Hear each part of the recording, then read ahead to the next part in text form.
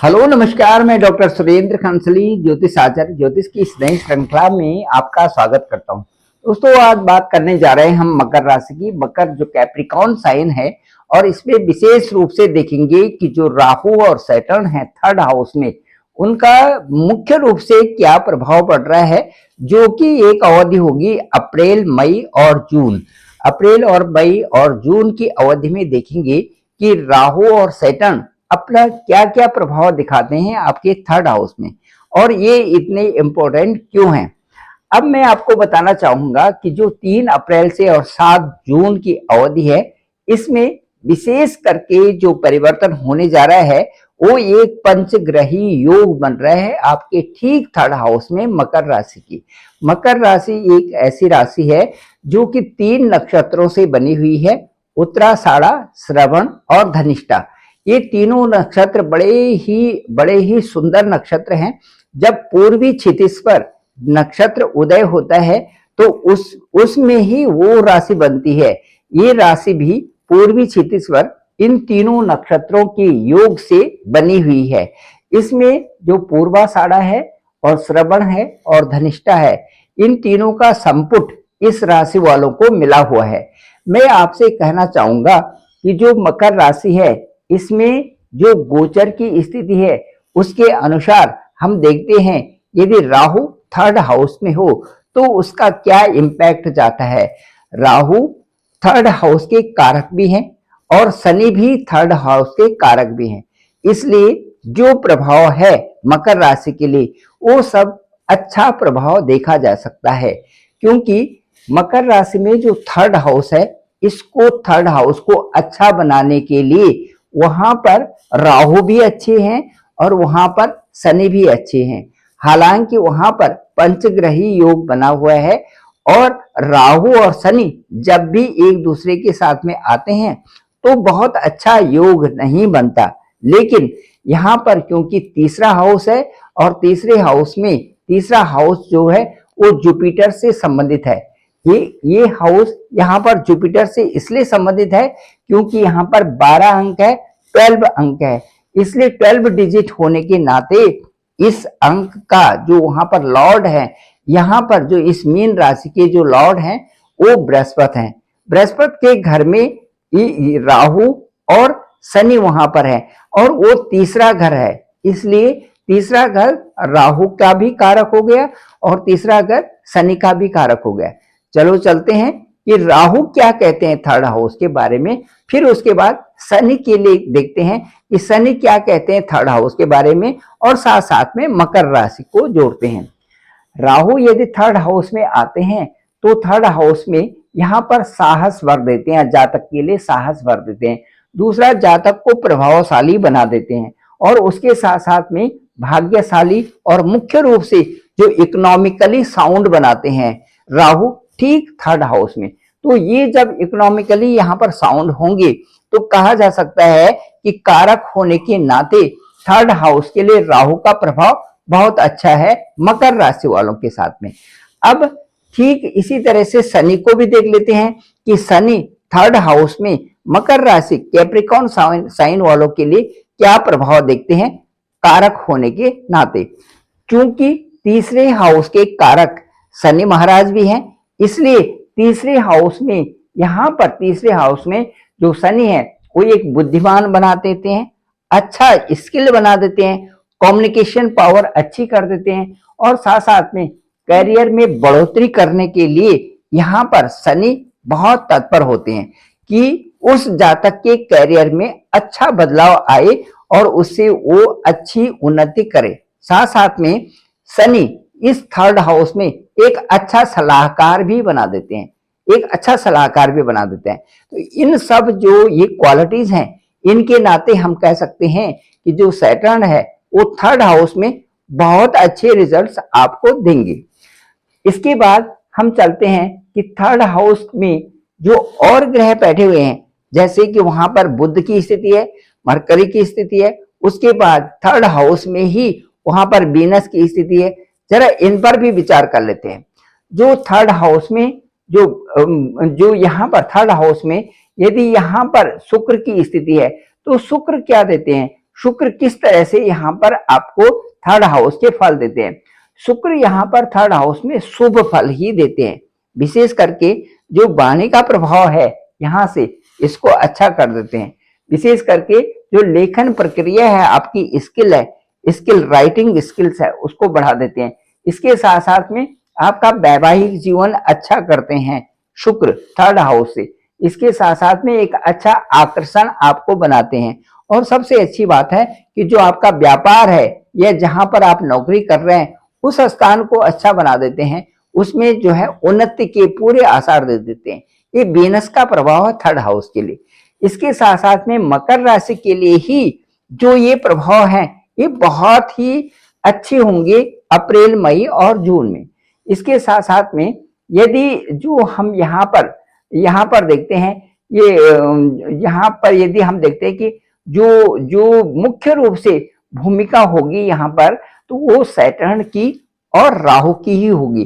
तो सैटर्न और राहु ये मुख्य रूप से बहुत अच्छे रूप में इस स्थान को बना रहे हैं। साथ साथ में यदि हम बुध को भी देखते हैं, मरकरी को भी देखते हैं, तो यहाँ पर एक तो स्किल बढ़ा रहे हैं, दूसरा कम्युनिकेशन पावर बढ़ा रहे हैं, दूसरा भाई बहनों में एक अच्छी मित्रता, अच्छा कोऑर्डिनेशन बना रहे हैं। और उसके बाद यहाँ से आपकी छोटी छोटी यात्राएं भी हो सकती हैं जो कि आपके लिए सुखद होंगी। और साथ साथ में आपको मेहनती बना रहे हैं, धार्मिक बना रहे हैं, और इसके साथ में यशस्वी, और आप किसी तरह से लापरवाह न रहें उसके लिए भी यहाँ से बुध कह रहे हैं, जो मरकरी हैं वो भी यहाँ से कह रहे हैं। तो इस तरह से कुल मिलाकर के यदि यहाँ पर हम सूर्य की स्थिति देखें तो सूर्य भी कहते हैं कि आप डिसिप्लिन में रहिए, आपका साहस पराक्रम बना रहे।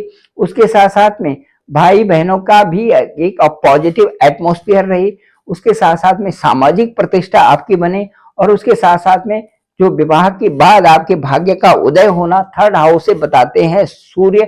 और इसके साथ साथ में राहु और सूर्य जो है आपको निरोगी भी बनाते हैं। यहाँ से थर्ड हाउस से राहु और सूर्य आपको निरोगी बनाते हैं, मतलब स्वस्थ करते हैं, या वो सारी चीजें आपके सामने होती हैं जिससे कि आप अपने स्वास्थ्य के बारे में ज्यादा ध्यान रखते हैं।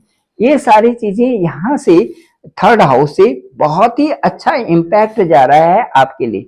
अब मैं आपको बताना चाहूंगा कि जो ये सारी चीजें हैं इनको देखने के बावजूद हमें ऐसा लगता है कि जो मकर राशि है उसके लिए कुछ चीजें बहुत अच्छी होने वाली हैं, और वो ठीक ही इसी दौरान, इसी अंतराल में। और वो अंतराल में जो चीजें अच्छी होने वाली हैं, एक तो आप मेहनती हो जाएंगे ज्यादा।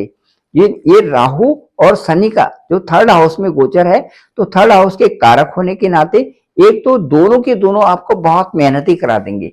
दूसरा, मेहनत होने के साथ साथ में उनका रिजल्ट जो परिणाम होगा वो आपके लिए अच्छा होगा। नंबर दो, इनके साथ साथ में नंबर दो ये होगा कि जो आपका जॉब है या बिजनेस है उसमें तरक्की आपकी जरूर होगी।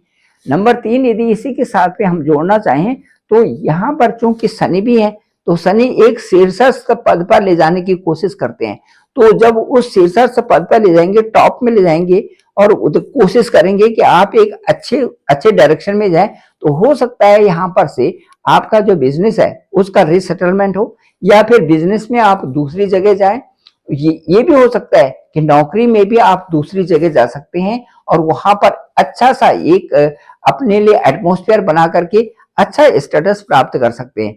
ये भी ट्रांसफर का, ये तबादले का भी योग इसमें बन रहा है।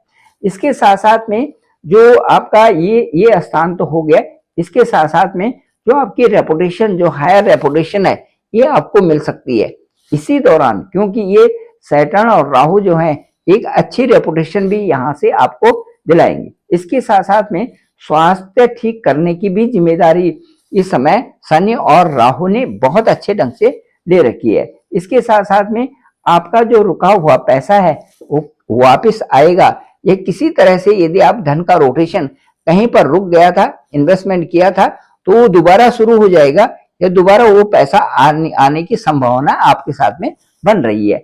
इसके साथ साथ में जो लोन्स वगैरह आपके हैं, क्योंकि आपकी मेहनत इतनी होगी और इतना अच्छा आपका बिजनेस चलेगा कि उससे क्या होगा कि आपके लोन्स जो है कम होते जाएंगे, मिनिमाइज होते जाएंगे। इसके साथ साथ में आपकी आय, जो इनकम है, इनकम जरूर बढ़ेगी। यहाँ पे इनकम जो आप इनकम का सोर्स है वो भी बढ़ेंगे और साथ साथ में आपकी इनकम भी बढ़ेगी। दोस्तों ये था मकर राशि वालों के लिए। अब मैं आपको ये बताऊंगा कि मकर राशि एक ऐसी राशि है जिसको कहना चाहिए कि अंदर से बहुत सॉफ्ट राशि है और ये जीवन में आगे बढ़ना चाहती है। ये सबसे अच्छी चीज है। दूसरा, ये कार्मिक होने के नाते कर्म क्षेत्र में कर्म करने पर ही ये विश्वास करती है। दूसरा, ये आगे बढ़ना चाहते हैं चाहे वो कोई भी फील्ड हो, और यहाँ तक कि धार्मिक क्षेत्र में भी ये टॉप में रहना चाहती है, जाने अंदर से अंतर्मुखी होना चाहती है ये। तो इसलिए जितने भी मकर राशि के लोग हैं उनसे मैं कहूंगा कि अंतर्मुखी होना भी अच्छा है और धार्मिक होना भी अच्छा है, लेकिन इनके साथ में कोई एक चीज पकड़ लेनी चाहिए और उसमें विश्वास से वो चीज करनी चाहिए। जैसे नवधा भक्ति है। नवधा भक्ति का मतलब 9 प्रकार की भक्तियां भगवान राम ने सबरी माता को दी थी। वहां पे एक ऐसी लाइफ जी रही थी वो कि उन्होंने भगवान राम में अपनी इतनी अच्छी भक्ति दिखाई थी और उसके बाद भगवान राम ने उनको भक्ति के लिए 9 मार्ग दिए थे। वो 9 मार्ग क्या थे? नवदा भक्ति में सबसे पहले तो जो श्रवण है, हमें किसी को सुनना, ये मकर राशि वालों के लिए कह रहा हूं मैं कि जो हमें भक्ति से संबंधित या जो हमारा जो चिंतन होना चाहिए, जो हमें सुनने का होना चाहिए वो अच्छा होना चाहिए, श्रवण। दूसरा जो है कीर्तन के माध्यम से हम अपने आप को एक प्रेममय बना सकते हैं, अच्छा बना सकते हैं। तीसरी जो भक्ति है वो तीसरी भक्ति है स्मरण करना। स्मरण शक्ति भी आपको बढ़ानी चाहिए। स्मरण शक्ति के जरिए भी हम उस भक्ति को प्राप्त कर सकते हैं। और चौथा जो है उसमें पाद सेवन है, मतलब प्रभु के चरणों की सेवा को अपने अंदर लेना।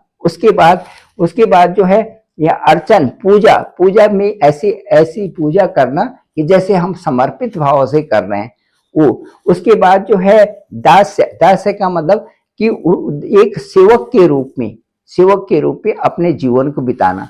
उसके बाद जो है एक साख्य मतलब ईश्वर को, जो ऑलमाइटी को है, उसको अपने इस तरह से रखना जैसे हमारे मित्र हों और मित्र से बात कर रहे हों और मित्र हमारे लिए भी अच्छा सोच रहा हो और हम भी मित्र के लिए अच्छे सोच रहे हो। साख्य भाव ईश्वर में दिखाना। उसके बाद जो है आत्मनिवेदन करना, या उसे कह सकते हैं हम सब कुछ समर्पण करके। जैसे बोलते हैं ना कि सब कुछ है तेरा क्या लागे मेरा, इस तरह से ये आत्म समर्पण है कि इस विश्व में जो भी है प्रभु आपका ही है। तो आत्मा को समझना और आत्मा को समर्पण करना है। इस तरह से मकर राशि वालों के लिए बहुत सुंदर ये जो नवधा भक्ति दी हुई है। नवधा भक्ति यदि आप पढ़ते हैं रामचरितमानस में तो उसमें स्पष्ट रूप से है कि जब हम उस रास्ते पर चलने लग जाते हैं, जबकि ऑलमाइटी जो गॉड है उसमें समर्पण की स्थिति रखते हैं और हम ये समझते हैं कि वास्तव में ये निवेदन, ये समर्पण ही जीवन का सार है, तो उससे क्या होता है हमारे सारे काम भी अच्छे होते जाते हैं और हम उन कार्यों को बहुत अच्छी ढंग से परफॉर्म भी करते हैं और अपने जीवन को प्रशस्त बनाते हैं।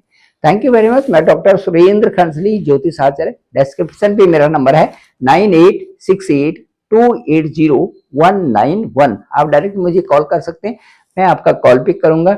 आपकी लग्न कुंडली देखेंगे कि आपकी लग्न कुंडली क्या है, आपका असेंडेंट क्या है, दैट इज वेरी इंपॉर्टेंट। वो कहाँ पर हैं जन्म के समय में, इस समय क्या उन्हीं की दशा और अंतरदशा तो नहीं है, और वो आपके लिए क्या सोच रहे हैं इस समय, जबकि आपका पंचग्रही योग चंद्र कुंडली के हिसाब से 3rd प्लेस पे बन रहा है, 3rd हाउस में बन रहा है। तो आपके लग्नेश क्या सोच रहे हैं आपके लिए, ये सारी प्रिडिक्शन करके ओवर फोन आपसे बात की जाएगी। जो मेरा अनुभव होगा मैं आपसे जरूर शेयर करूंगा। मुझे लगता है कि आपको बहुत अच्छा लगेगा और वो सारी चीजें बात करके आपकी जो भी क्वेरीज होंगी उनका भी उत्तर दिया जाएगा और आपकी दशा और अंतरदशा से भी आपको बताया जाएगा कि आपकी ये दशा है और आपकी ये अंतरदशा है और ये आपके लिए अच्छे परिणाम कब ला रहे हैं, सारी ओवर फोन बात की जाएगी। Thank you very much. आप सभी लोगों का आभार, आप सभी लोगों का बहुत बहुत धन्यवाद।